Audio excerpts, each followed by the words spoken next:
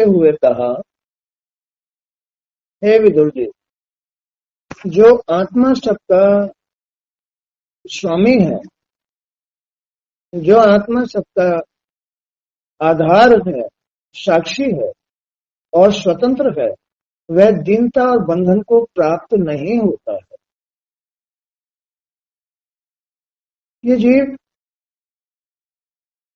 तो एक सांसारिक महल है, बाकी आत्मा का कोई बंधन नहीं है, आत्मा में कोई दीनता नहीं है। आत्मा तो स्वतंत्र है, सर्वाधार है। हर जीव के अंदर आत्मा वास करती है, लेकिन आखिर वो जीव है क्या? वो जीव केवल उसकी भ्रमता है। इस संसार में रहने का एक परिणाम है। अपने सत्य स्वरूप को भूल जाना ही जीव कहलाता है। तो वह दीनता और बंधन को प्राप्त नहीं होता। यह बात मुक्ति युक्त है, सत्य है, किंतु यही तो उस परमात्मा की माया है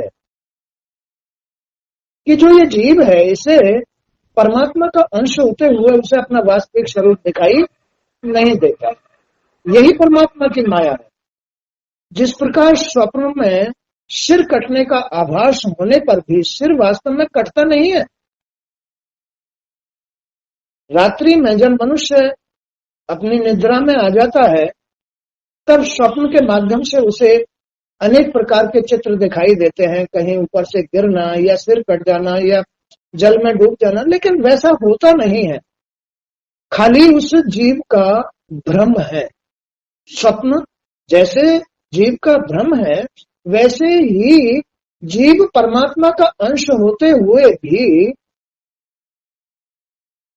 वो भ्रमित रहता है। उसे अपना वास्तविक सत्य रूप दिखाई नहीं देता है और इसमें ही लिप्त, सारा जीवन इसी में लिप्त होकर के निकाल देता है। उसी प्रकार यह जीव सांसारिक बंधनों में बंधा न होने पर भी बंधा हुआ प्रतीत होता है। ये बंधा हुआ नहीं है, फिर भी प्रतीत हो रहा है इसको। जैसे स्वप्न में अनेक प्रकार के स्वप्न देखने पर भी आंखें खुल जाने पर वो वैसा नहीं होता, ऐसे ही ये जीव ईश्वर का अंश होने पर भी बंधा हुआ महसूस होता है। ये भगवान की माया है।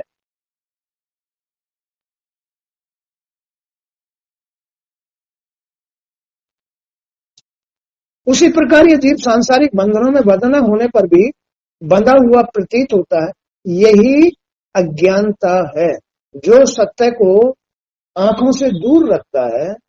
जिस प्रकार जल में प्रतिबिंबित चंद्रमा हिलता हुआ दिखाई पड़ता है, परंतु वास्तव में वह स्थिर है, इसी प्रकार देह के अभिमान में पड़ा ये व्यक्ति जीव, इसी प्रकार देह के अभिमान में पड़ा हुआ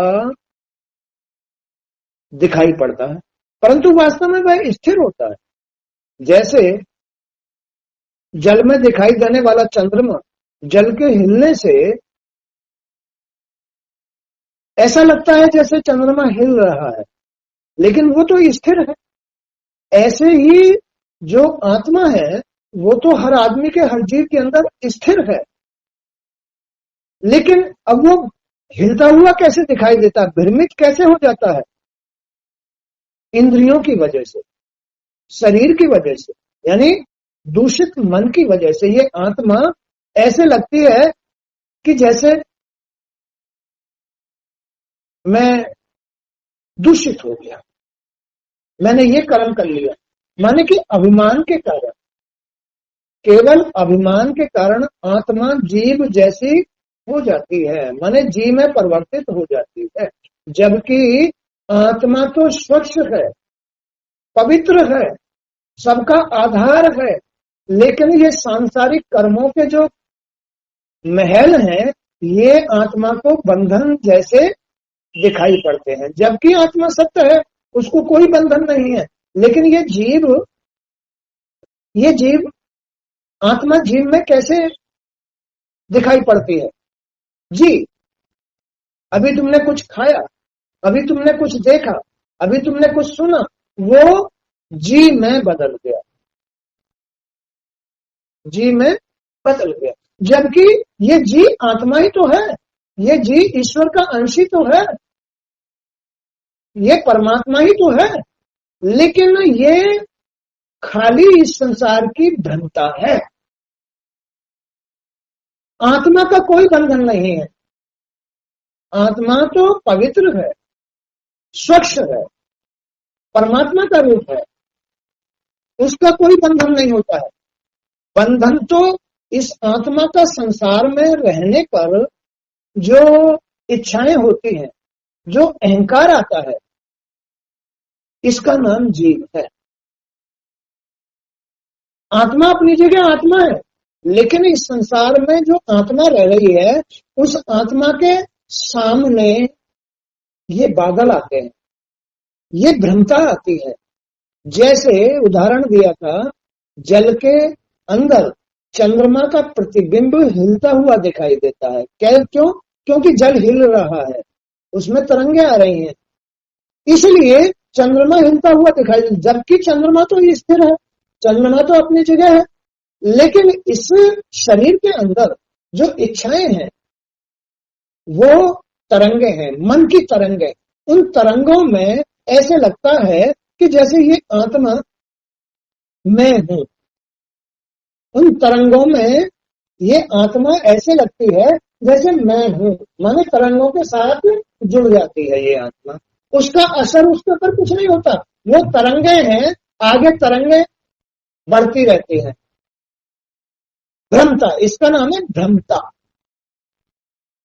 इसके अंदर आत्मा सब शक्तिमान है, सर्वाधार है, प्रकाश है।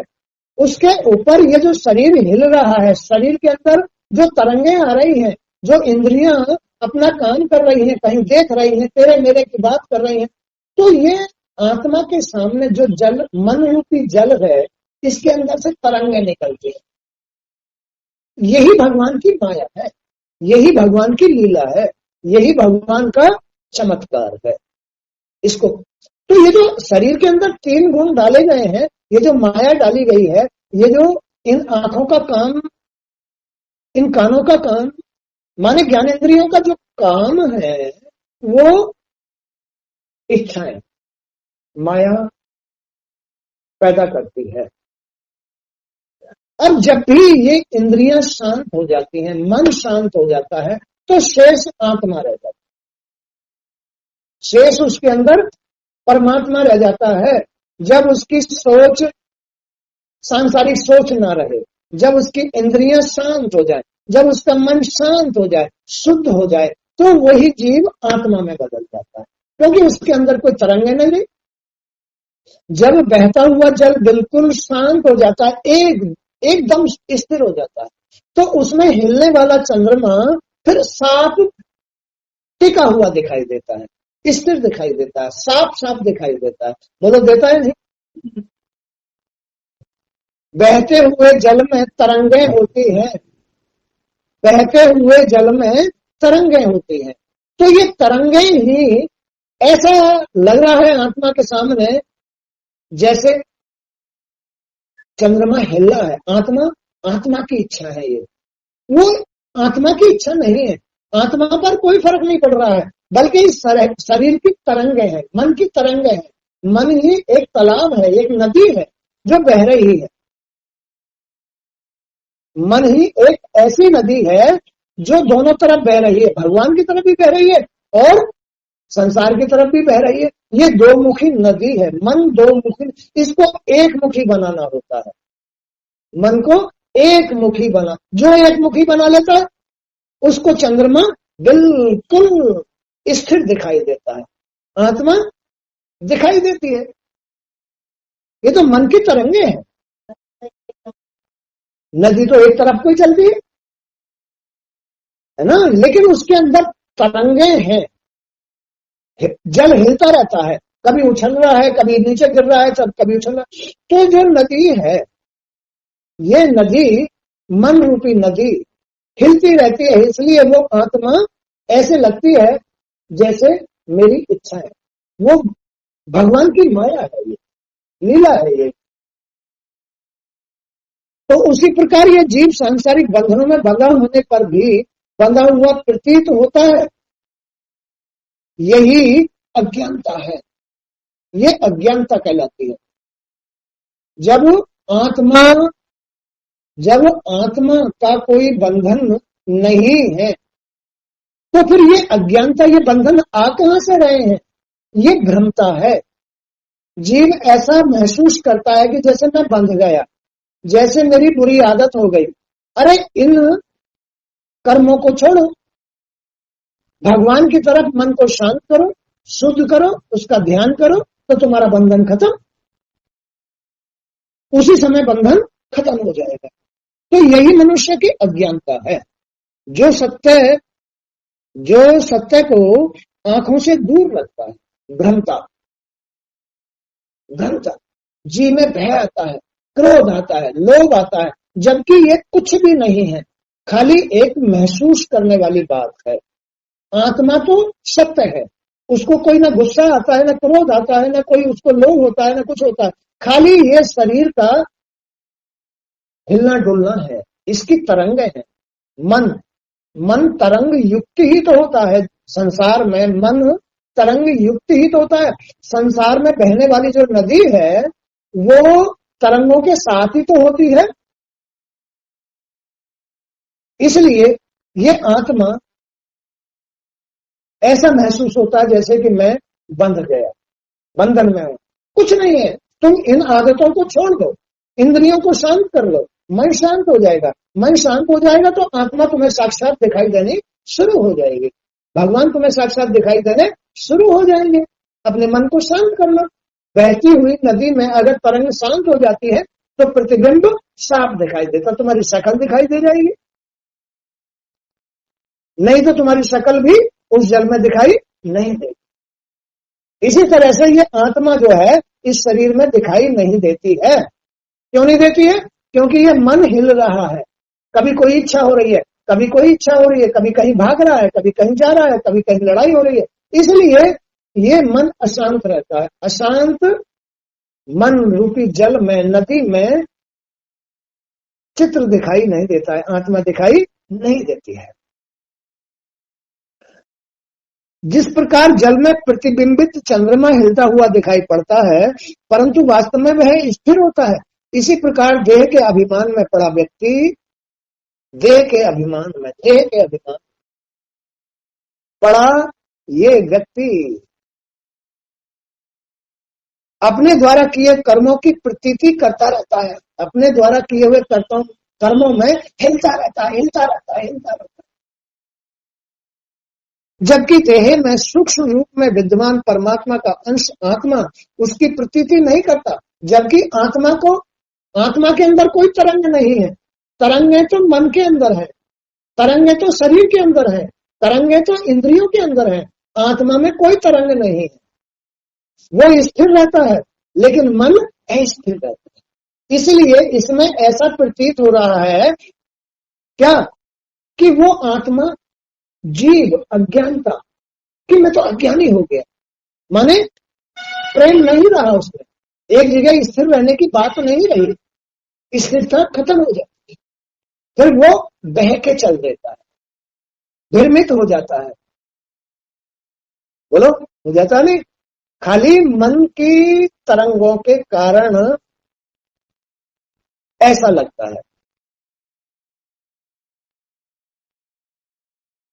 भगवान की कृपा से भक्ति योग द्वारा यह प्रतीति धीरे धीरे नष्ट हो जाती है।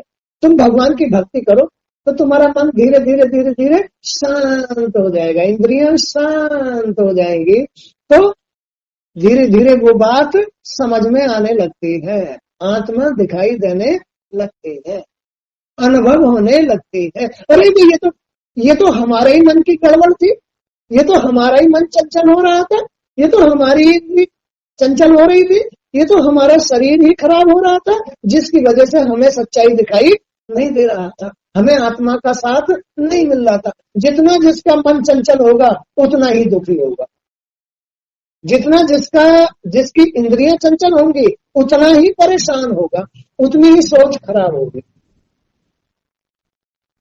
ये सोच पवित्र कब होती है? जब मन की तरंगें शांत होती चली जाती है। वो होती है भक्ति के माध्यम से। भगवान की भक्ति करो, उसका नाम जपो, उसको याद रखो, तो मन शांत होता चला आता है और आत्मा स्पष्ट दिखाई देनी शुरू हो जाती है, अनुभव आनंद आना शुरू हो जाता है। ये है तुम्हारे और आत्मा के बीच में लीला, माया की लीला। तो जिस समय जीव अपनी समस्त इंद्रियों को विषयों से अलग कर लेता है, जीव, नमस्ते भाई, नमस्ते। तो जिस समय जीव अपनी समस्त इंद्रियों को विषयों से अलग कर लेता है और श्री हरि के साक्षी भाव में स्थित हो जाता है, श्री हरि के साक्षी भाव में। अब ये तो संसार में इंद्रियों का खेल है, मायावी खेल। संसार में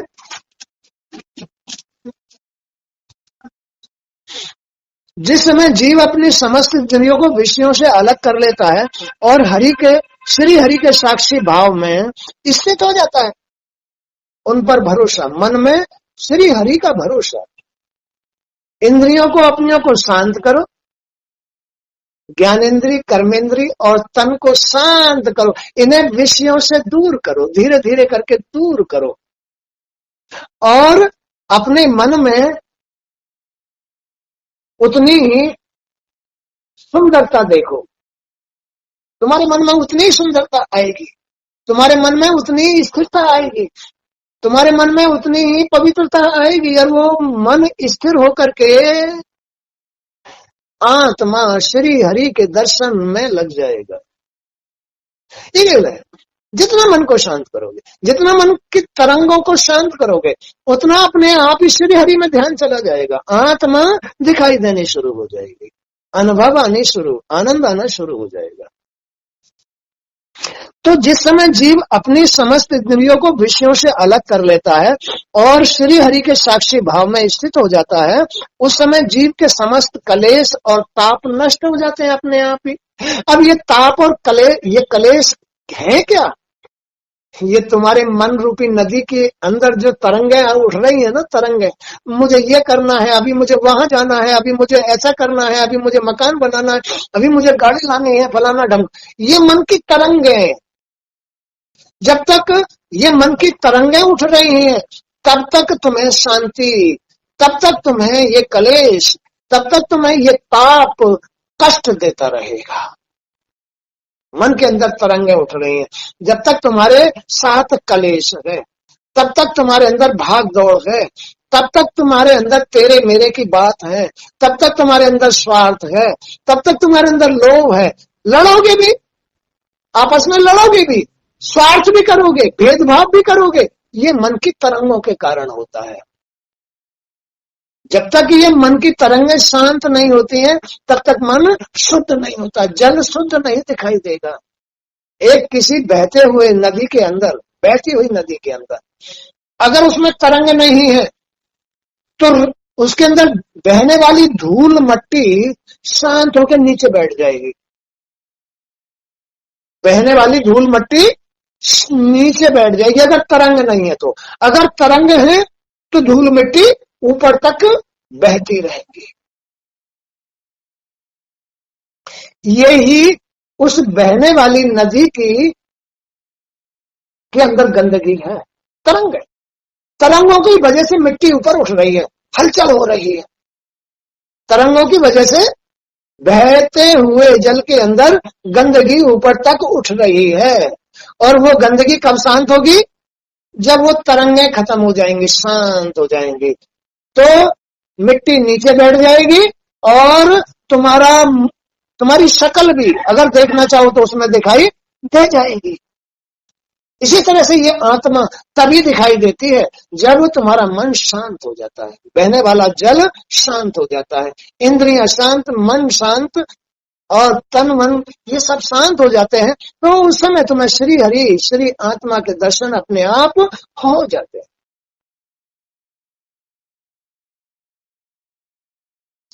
तो जिसमें जीव अपनी समस्त इंद्रियों को विषयों से अलग कर लेता है और श्री हरि के साक्षी भाव में स्थित हो जाता है, उस समय जीव के समस्त कलेश और ताप नष्ट हो जाते हैं। श्री कृष्ण के गुणों का वर्णन और श्रवण समस्त दुखों को नष्ट कर डालता है। जिसने अपने मन को शुद्ध कर लिया, शांत कर लिया है, इन इच्छाओं से पीछा कटा लिया है।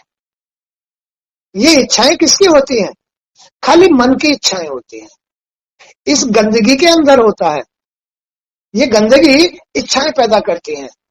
बहने वाले जल के अंदर जो गंदगियां है ना, वो ही मल है। तुम्हें कहीं फिसला सकते हो, पत्थरों को बहा के ला सकते हैं। वो बहता हुआ जल पत्थरों को बहा के ला सकता है। वो बहता हुआ जो मल है उन पत्थरों पर काई बना सकता है। तुम उसके अंदर घुसोगे तो पैर रपट सकता है, गिर सकते हो, गिर सकते हो। ऐसे ही तो ये तन, ये शरीर गिर जाता है ना। जब इसके अंदर मन बहुत ज्यादा मैला हो जाता है तो इसमें ये गिर भी जाता है, बीमार हो जाता है। इसमें कीड़े मकोड़े पैदा हो जाते हैं। क्या? मछली और मगरमच्छ और बहुत सारे जीव इसके अंदर, जलचर जीव पैदा हो जाते हैं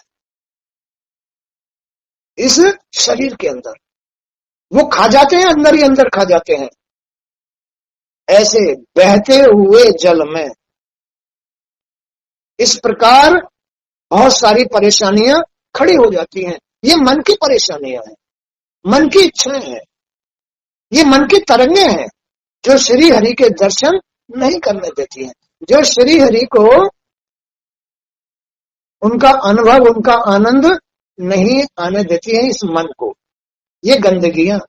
तो जब जब भी तुम अपने मन को शांत करोगे, इंद्रियों को शांत करोगे, तुम्हें अपनी आत्मा के दर्शन होते रहेंगे। उस समय जीव के समस्त कलेश और ताप नष्ट हो जाते हैं जब वो मन को शांत कर लेता है।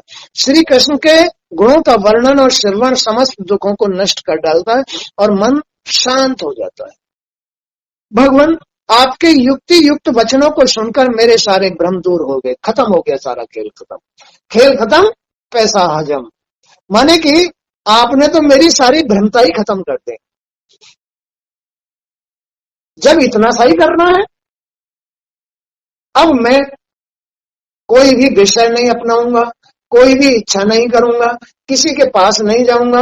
अब मुझे इस संसार से निकलने में कोई परेशानी नहीं है। अब तो मुझे खाली अपना मन शांत करना है, अपना मन शुद्ध करना है। अब तो मैं निकल गया, अब निकल गया। अब तो मुझे खाली अपने जल को स्थिर करना है, इच्छाओं को खत्म करना है, विषयों को खत्म करना है और बेकार की बातों से कोई मतलब नहीं रखना है। बस हो गया मेरा काम। आपने तो मुझे बहते हुए, डूबते हुए बाहर निकाल दिया। मैं तो डूब ही गया था इसमें। तो वो कह रहे हैं, भगवान, आपके युक्ति युक्त वचनों को सुनकर मेरे सारे भ्रम दूर हो गए। अब मेरा चित्त शांत है, मेरा चित्त शांत। अब चित्त अशांत कब होता है? विषयों में। अरे विषयों में कहीं मेरी मौत ना आ जाए। अरे मैं तो, मुझको तो चला भी नहीं जाता। अरे मेरा शरीर काम नहीं देता। अरे मेरे अंदर बीमारी पैदा हो गई। अरे मेरा स्वास्थ्य ठीक नहीं रहता। ऐसा क्या हो जाता है? इससे चित्त अशांत हो जाता है। पता नहीं कब मुझे मौत आ जाए। अरे जिसका मन शांत शुद्ध होगा और श्री हरि के जिसको दर्शन होते रहेंगे, जीते रहो, जीते रहो, कोई दिक्कत नहीं, कोई चिंता ही नहीं होगी। चित्त शांत नहीं होगा कि मुझे कभी मौत भी आएगी, मुझे मौत भी आएगी। मौत की, मरने की चिंता तो उसको ही होती है जिसका मन अशांत होता है, जिसके मन में तरंगे उठती रहती हैं। बस उसको ही मरने की खबर आती है। कहां से? यमराज के यहां से। भाई तुम तैयार हो जाओ, तुमने संसार में बड़ी खेल कूद किए हैं, बड़ी छलांगे, बड़ी मतलब जो है कबड्डी खेली है, आ जाओ आ जाओ। तो यमराज उसी के पास खबर भेजते हैं जो मन से अशांत रहता है, मन से अशांत रहता है। यमराज उसके पास ही खबर भेजते हैं कि आ जाओ, तुम्हारा कॉलम खाली हो गया। तो आपके युक्त वचनों को सुनकर मेरे सारे भ्रम दूर हो गए। अब मेरा चित्त शांत है। मैं भगवान की जगत से तटस्थता, स्वतंत्रता और जीव की स्वतंत्रता को खूब अच्छी तरह से समझ रहा हूं। अब आ गई मेरी बात समझ में। क्या समझ में आ गई? कि हमें जो झटके लगते थे, हमें जब रात को नींद नहीं आती थी, बेचैनी होती थी, जब हमें कई कई दिन खाना नहीं मिलता था, हॉस्पिटलों में जाते थे, कहीं किसी से झूठ बोल करके पैसे लेते थे, ये बात अब हमारी समझ में आ गई। भगवान, आपके पास किसी बात की कमी नहीं है। आप तो भंडार हो, आप तो जगत के संसार के प्रकाश हो, आधार हो। आप बेटे, अब तुम देखो ना, ये क्या हालत हो रही है इंसान की। इंसान की हालत देखो, भटक रहा है, कितना चिंतित है और समझ नहीं रहा है इस मन की तरंगों के कारण। मन की तरंगों के कारण समझ नहीं आ रही है, भ्रमता। मैं भगवान की जगत से तटस्थता, माने कि भगवान इस संसार से कितना अछूता है, इसलिए वो अपनी जगह सत्य है, उसको इससे कुछ भी मतलब नहीं है। आत्मा को इस संसार से कोई मतलब नहीं है। फिर ये भ्रमता कहां से आ रही है? ये अमीरी गरीबी कहां से आ रही है? ये छोटा बड़ा कहां से बन रहा है? ये शेर चीते बघेरे कहां से बन रहे हैं? ये मन के कारण, मन की लीला है, मन की माया है। ये तो मन की माया है। अरे अगर तुम्हें भगवान के दर्शन करने हैं, अगर तुम्हें मुक्त होना है, तो इन अभिमों का है। अपनी इंद्रियों को, अपनी इच्छाओं को शांत कर लो, तुम अपने मन को शुद्ध कर लो, यही खूब तो जियो। मृत्यु याद भी नहीं आएगी कि मुझे मरना भी है, क्योंकि वो भूल समाप्त हो गई। भूल में ही मृत्यु याद आती है। क्या याद आती है? अरे कहीं मैं मर ना जाऊं, अभी तो मेरे ये काम शेष पड़े हैं, अरे अभी तो मुझे बेटियों की ब्याह करने हैं, अरे मेरी बेटी ऐसी। नहीं, ये तुम्हारी मन की तरंगे भूले हैं, ये सब भूल है, भ्रमताएं हैं। इनकी वजह से ये मन भटक रहा है। तो मुझे भगवान की इस जगत में तटस्थता का भी पता चल गया, स्वतंत्रता का भी पता चल गया। कितना स्वतंत्र है। जीव की परतंत्रता को खूब अच्छी तरह से भी समझ गया हूं। ये जीव इच्छाओं के कारण कितना परतंत्र, पराधीन है, और ईश्वर कितना स्वतंत्र और तटस्थ है। दोनों का अंतर भेद में समझ गया। उसका भेद है मन, मन की अशुद्धि, मन की इच्छाएं, मन की जरूरत, इंद्रियों की जरूरत, इंद्रियों की अशुद्धता। ये ही हम दोनों में अंतर है। ईश्वर में और मुझ में यही अंतर है। मैं तो भ्रष्ट हो गया हूं और ईश्वर तटस्थ है। उसे इस संसार से कोई मतलब नहीं है, आत्मा को संसार से कोई मतलब नहीं है, और मैं पराधीन हो गया। वो स्वतंत्र का स्वतंत्र है, ईश्वर स्वतंत्र का स्वतंत्र, और मैं पराधीन हो गया। उठा नहीं जाता, घुटने पकड़ करके उठता हूं, धरती टेक के उठता हूं, उठा भी नहीं जाता मुझसे। क्या है ये इंद्रियों का और मन का इच्छाओं में, विषय विकारों में, बुराइयों में लिप्त हो जाना। मन की तरंग है। अभी गुस्सा आ रहा है, उसने ऐसा कह दिया, उसने वैसा कह दिया, उसने मेरी संपत्ति हड़प ली, फलाना कर लिया, सबको यही छोड़ के जाना है। ये मन की भ्रमता है। क्या है ये? मन की भ्रमता है। जैसे उदाहरण देकर के मैंने समझाया, ये वो बहता हुआ जल है जिसमें धूल मट्टी खूब उठ रही है, गंध उठ रही है, और उसमें वो चंद्रमा हिलता हुआ दिखाई दे रहा है, जबकि चंद्रमा तो अपनी जगह स्थिर है, ये आत्मा तो अपनी जगह स्थिर है, लेकिन बहते हुए जल में वो ऐसे दिखाई देगा, हिलता हुआ दिखाई देगा, क्योंकि ये मन हर वक्त हिल रहा है, चंचल है ये मन। इंद्रियों के साथ ये तन हर वक्त चंचल है, मन चंचल है, इसलिए आत्मा दिखाई नहीं दे रही, आत्मा दिखाई नहीं देती है, सच्चाई दिखाई नहीं देती है। और हर वक्त ये तुम्हारा विषयों में जी करता है, ये तुम्हारा मन है, इंद्रियों और तन की चंचलता है, चंचल हो रहा है। कहीं ये पत्थरों से टकराता है तो कहीं ये मगरमच्छों से टकराता है, ये उनसे टकरा टकरा करके इच्छाएं पैदा होती हैं। बहते हुए मन में चंचलता इस तरह से आती है। तो मैं भगवान की जगत से तटस्थता, स्वतंत्रता और जीव की स्वतंत्रता को खूब अच्छी तरह से समझ रहा हूं। यह केवल माया का आवरण ही है, केवल माया का आवरण है, झूठा आवरण है, जो हमें भ्रम में डालता है, खाली ये भ्रमता है। इसलिए भाई शांत मन को शांत करो, भगवान का आशीर्वाद प्राप्त करो, भगवान का प्रकाश प्राप्त करो।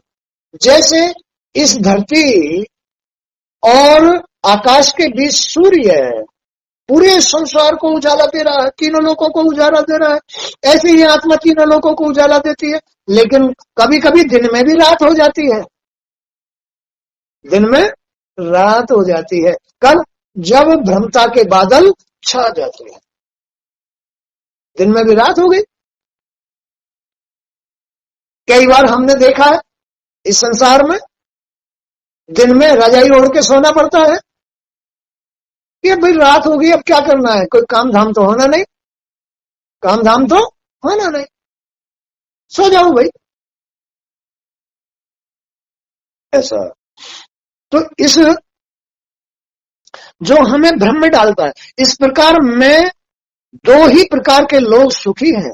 एक तो अत्यंत अज्ञानी मूढ़, वो बिल्कुल निश्चिंत हो जाता, उन्हें कोई मतलब नहीं होता, मूढ़ आदमी, मूढ़ पागल, या तो वो सुखी है, या जो भगवान की ही शरण में है वो ही सुखी है। मूढ़ आदमी को संसार से कोई मतलब नहीं होता, और भक्ति भाव रखने वाला जो भगवान की शरण में है, जिसको ये आत्मा का और अपना रहस्य खुल गया है जिसको, या फिर वो सुखी है। बाकी बीच के आदमी दुखी है, बीच के आदमी बिल्कुल दुखी है। बीच के लोग संशय में पड़कर सदैव दुखी रहते हैं। भगवान मधुसूदन के चरण कमलों में नित्य भक्ति भाव से सेवा और प्रेम से निश्चय ही आनंद की प्राप्ति होती है। आत्मा की शरण में रह करके आत्मा के अनुसार जीवन यापन करने से बस, आज का बीच का जो आदमी है झूठ भी बोलेगा, छल भी करेगा, बेईमानी भी करेगा, हर वक्त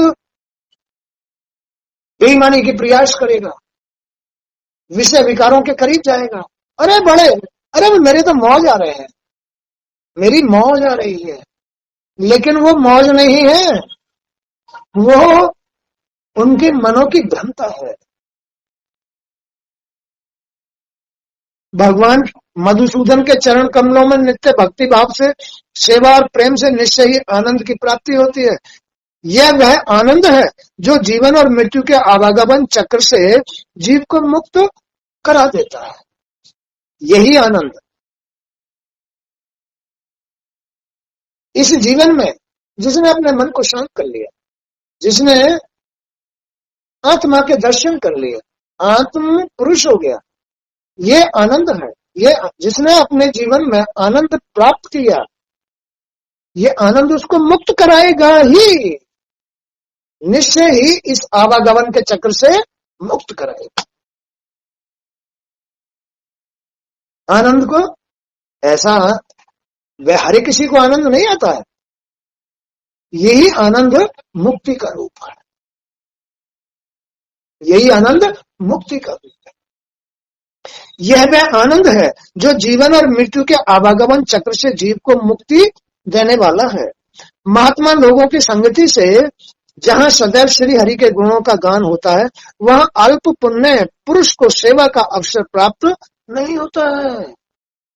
अल्प पुरुष महात्मा लोगों की संगति से जहां सदैव श्री हरि के गुणों का गान होता है, वहां अल्प पुण्य पुरुष को सेवा का अवसर प्राप्त नहीं होते। जिनके पास अल्प पुण्य होते हैं, अल्प पुण्य, अब चंचल मन में जिनका मन अशांत है, अशुद्ध है, वो न दान कर पाते हैं, न वो तीर्थ कर पाते हैं, न उनको ऐसी संगति महात्माओं की संगति मिलती है चंचल मन वालों को।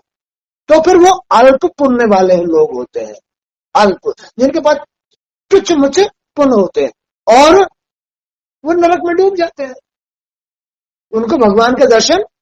तो महात्मा लोगों की संगति से जहां सदैव श्री हरि के गुणों का गान होता हो, वहां अल्प पुण्य पुरुष को सेवा का अवसर प्राप्त नहीं होता। उसके लिए पूर्ण शुद्ध मन से तथा एकात्म भाव से भगवान के गुणों का गान और श्रवण करना चाहिए, तभी उसे परमात्मा की कृपा प्राप्त हो सकती है। ऐसे आदमी को जिनके पास पुण्य कम है, उनको एकांत में भगवान का भजन करना चाहिए, राम राम राम राम राम राम राम राम राम राम राम राम। तो उनको महात्मा साधु संतों की संगति अपने आप मिल जाएगी और उनका मन शांत हो जाएगा, शुद्ध हो जाएगा, तो परमात्मा की अपनी आत्मा की प्राप्ति अपने आप हो जाएगी और मोक्ष भी प्राप्त हो जाएगा। ऐसा है ये जीवन। जब तक तुमको आत्मा प्राप्त नहीं होगी, चाहे 1 करोड़ जन्म ले लो, लेकिन जब तक आत्मा प्राप्त नहीं होगी तुम्हारा बंधन नहीं कटेगा। जब तक तुम्हें जीने में आनंद नहीं आ रहा है, तब तक बंधन नहीं कटा है। तुम्हारा मन चंचल है, तुम्हारी इंद्रियां चंचल है, इनको शांत करना पड़ता है, तभी जाके तुम्हें आत्मा के दर्शन होते हैं। ऐसा हमें करना पड़ता है। हम चंचल मन के कारण, बहते जल के कारण, इसमें गंदगी के कारण अपनी आत्मा को, अपने स्वरूप को भूल रहे हैं। जैसे जल अपने स्वरूप को भूल जाता है, जल भी तो अपने स्वरूप को भूल जाता है, उसकी पवित्रता भी तो उसमें नहीं रहती, धूल मट्टी उड़ जाती है। उस धूल मट्टी के कारण जल भी अपने वास्तविक रूप को नहीं देख सकता ना, और उसमें कोई भी प्रतिबिंब भी दिखाई नहीं दे सकता, उसमें आत्मा भी दिखाई नहीं दे सकती। ऐसे ही ये मन है, जब गंदा हो जाता है तो इसे अपने आपे का पता नहीं रहता है और इसमें आत्मा भी दिखाई नहीं देती है। इसलिए अपनी आत्मा के दर्शन करने के लिए अपनी इंद्रियों को शांत करो, मन को शांत करो, तन को शांत करो, तो तुम्हें आत्मा के दर्शन होने शुरू हो जाए। और यही जीवन का लक्ष्य है। अपने मन को शांत करो, अपने इंद्रियों को शांत करो, यही जीवन का लक्ष्य है, यही जीवन का लक्ष्य है। और जब तक आदमी अपने पुण्य नहीं बढ़ाता है, तब तक उसका मन शांत नहीं होता है। और साधु संगति या परमात्मा के दर्शन आनंद लेने के लिए, ऐसी संगति पाने के लिए आदमी को पुण्यों से ये संगति मिलती है। पुण्य नहीं बढ़ाएगा तो ऐसी संगति प्राप्त नहीं होगी। तो इसलिए आदमी की सफलता, आदमी का मोक्ष, ये मानव योनि तुम्हें प्राप्त हुई है। इसमें खाली भ्रमता, मन की तरंगों का, माया का खेल है। ये माया का खेल तुम्हें बार बार 84 लाख योनियों में परिवर्तित करता है। इसलिए इसी जन्म में मौका है, अपने बंधन को काट डालो, नहीं तो छुटकारा नहीं मिलेगा, आगे फिर छुटकारा नहीं मिलेगा। भगवान की शरण में रहो और अपने मन को शांत करो। घर पे अपने भजन, भगवान का भजन करो। श्री राम श्री राम श्री राम, ओम नमः शिवाय ओम नमः शिवाय, शिव शिवा शिव शिवा शिव शिवा, ओम नमो नारायणाय, ओम नमो भागवते वासुदेवाय, ओम श्री विष्णवे नमः, ममस्त्राय फट हरि ओम शरणम। हाँ? इस तरह से प्रभु का भजन करो तो तुम्हारा मन, इंद्रियां शांत हो जाएंगी और तुम्हें अनुभव होगा, आनंद आएगा। इसी शरीर के अंदर, इसी जीवन में तुम्हारा मन स्थिर हो जाएगा और आत्मा के दर्शन हो जाएंगे। आज का सत्संग यहीं तक। जय श्री कृष्ण। श्री कृष्ण श्री कृष्ण।